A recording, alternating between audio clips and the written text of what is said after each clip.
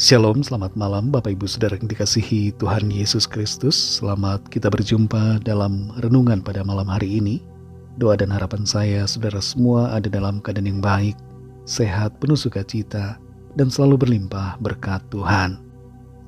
Sebelum kita mendengarkan renungan firman Tuhan, mari kita siapkan hati dan berdoa. Tuhan Allah Bapa kami dalam surga, Bapa yang maha baik, Bapa, dalam nama Tuhan Yesus Kristus, kami bersyukur untuk berkat pimpinan Tuhan, penyertaan-Mu di sepanjang hari ini. Kami dapat menghadapi semuanya berkat pertolongan Tuhan. Kembali saat ini kami mau mendengar kebenaran firman-Mu. Urapi kami, Roh Kudus, agar kami sungguh mengerti dan mau mentaati setiap kehendak-Mu. Dalam nama Tuhan Yesus kami berdoa. Haleluya, amin. Saudara yang dikasih Tuhan, ayat firman Tuhan saat ini terdapat dalam Injil Matius pasal 5 ayat 38-40. Tertulis demikian. Kamu telah mendengar firman, mata ganti mata dan gigi ganti gigi. Tetapi aku berkata kepadamu, janganlah kamu melawan orang yang berbuat jahat kepadamu. Melainkan siapapun yang menampar pipi kananmu, berilah juga kepadanya pipi kirimu. Dan kepada orang yang hendak mengadukan engkau karena mengingini bajumu, serahkanlah juga jubahmu. Saudara yang dikasih Tuhan, seorang atlet profesional MMA Amerika mengatakan beberapa alasan mengapa tidak perlu membalas orang yang memukul atau menjahati kita. Sebabnya, pertama adalah karena kalau membalas dengan memukul, maka itu akan membuat kita terjerat hukum juga. Apalagi bila orang yang kita pukul mengalami luka, cacat, atau bahkan meninggal. Kedua, membalas tidak akan menyelesaikan masalah sepenuhnya. Dan ketiga, dengan tidak membalas, maka itu akan membuat kita tetap dalam situasi aman, tenang, dan damai. Dalam Matius 5 ayat 38-40 ini tertulis perkataan Tuhan Yesus. Kamu telah mendengar firman, mata ganti mata dan gigi ganti gigi. Tetapi aku berkata kepadamu, janganlah kamu melawan orang yang berbuat jahat kepadamu. Melainkan siapapun yang menampar pipi kananmu, berilah juga kepadanya pipi kirimu. Dan kepada orang yang hendak mengadukan engkau karena mengingini bajumu, serahkanlah juga jubahmu. Tuhan Yesus mengajarkan sesuatu yang terdengar baru bagi orang-orang yang berkumpul pada saat itu. Dan apa yang diajarkan olehnya sangat mengagetkan, karena rasanya atau kelihatannya tidak dapat diterima oleh pemikiran kita. Pada umumnya kita ingin membalas dan bahkan menghancurkan orang yang telah berbuat jahat kepada kita. Tapi di sini ada hal yang radikal dan berbeda, yaitu radikal dalam kasih dan berbeda dibandingkan nilai-nilai dunia ini. Mata tidak lagi diganti dengan mata, gigi tidak diganti dengan gigi. Artinya adalah bahwa kejahatan tidak perlu dibalas dengan kejahatan, tapi dengan kebaikan.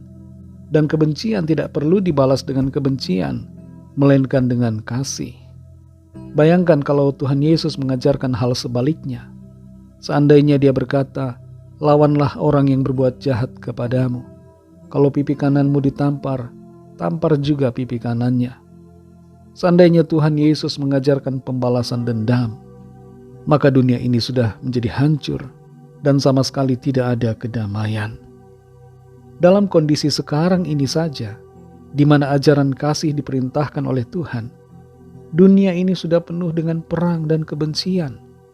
Bagaimana jadinya keadaan dunia ini kalau Tuhan Yesus memerintahkan untuk membalas dendam? Di sini saudara bukan berarti bahwa kita kalah dan terus jadi korban atau bulan-bulanan kejahatan orang lain. Bukan demikian yang dimaksudkan oleh Tuhan. Tentu saja kejahatan tidak boleh dibiarkan, tapi ada hukum yang mengaturnya. Karena itu serahkan kepada hukum yang berlaku di wilayah di mana kita berada. Kalaupun hukum itu tidak ditegakkan, Kita serahkan semua kepada Tuhan yang akan membalaskan setiap orang setimpal dengan perbuatannya. Tuhan pasti akan membela kita yang selalu setia dan berharap kepadanya. Saudara yang dikasihi Tuhan, adakah di antara saudara yang saat ini sedang berencana untuk membalas dendam, membalas kejahatan dengan kejahatan? Orang lain mungkin sudah menyakiti saudara dan saudara ingin membalas dan menghancurkan orang itu. Mari taati firman Tuhan. Tidak usah membalas. Serahkan pembalasan itu kepada Tuhan. Biarkan Tuhan yang bekerja. Dan mulailah juga dari dalam kehidupan keluarga kita untuk memiliki prinsip seperti yang diperintahkan oleh Tuhan dalam ayat ini. Supaya keadaan keluarga kita selalu penuh damai sejahtera, berkat, dan sukacita. Mari kita berdoa. Terima kasih Tuhan Yesus, kami bersyukur untuk firman-Mu yang sudah kami dengar, yang mengajarkan kepada kami semua untuk kami memiliki sikap yang benar dalam meresponi keadaan di mana kami dijahati orang, kami diperlakukan tidak baik oleh orang lain. Mampukan kami Tuhan untuk mengasihi dan tidak membalas dengan kejahatan, tapi senantiasa bersikap benar, menjaga diri kami untuk tidak melakukan dosa dan kejahatan, namun sebaliknya tetap berada dalam kebenaran-Mu, melakukan firman-Mu, hidup dalam kasih-Mu. Tuntun kami Roh Kudus untuk kami mengerti apa yang harus kami lakukan, sehingga kami selalu ada dalam jalan kebenaran-Mu, ya Tuhan. Berkati kami Bapa di sepanjang malam ini, lingkupi kami dengan kuasa-Mu, naungi kami dengan kasih-Mu. Kami berdoa bagi yang sedang berada dalam keadaan sakit, yang diganggu roh-roh jahat, yang mengalami masalah dan persoalan. Lawat setiap kami Tuhan, sembuhkanlah yang sakit, lepaskan yang terikat, terbelenggu dan diganggu kuasa roh jahat dan kuasa kegelapan, dan berikan jalan keluar yang ajaib, mujizat-Mu bagi setiap kami yang sedang dalam persoalan. Kami serahkan semua ke dalam tangan kasih-Mu.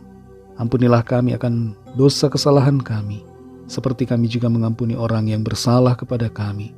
Dan pimpin kami Tuhan menjadi sempurna seperti kehendak-Mu. Dalam nama Tuhan Yesus Kristus, kami sudah berdoa dan mengucap syukur. Haleluya. Terimalah berkat Tuhan. Tuhan memberkati engkau dan melindungi engkau. Tuhan menyinari engkau dengan wajah-Nya dan memberikan kasih karunia. Tuhan menghadapkan wajah-Nya kepadamu dan memberikan damai sejahtera. Berkat dan anugerah dari Allah Bapa, kasih karunia dalam Tuhan Yesus Kristus, dan persekutuan dengan Roh Kudus menyertai kita semua sekarang ini dan sampai Maranatha Tuhan Yesus datang kembali, dan bahkan sampai selama-lamanya. Dalam berkat nama Tuhan Yesus Kristus. Haleluya. Amin. Puji Tuhan, saudara yang dikasihi Tuhan. Saya percaya firman Tuhan menjadi berkat dan kekuatan buat saudara semua. Dan Roh Kudus akan menolong saudara untuk lebih lagi memahami kebenaran firman Tuhan dan hidup selalu dalam kemenangan. Tuhan Yesus memberkati saudara semua.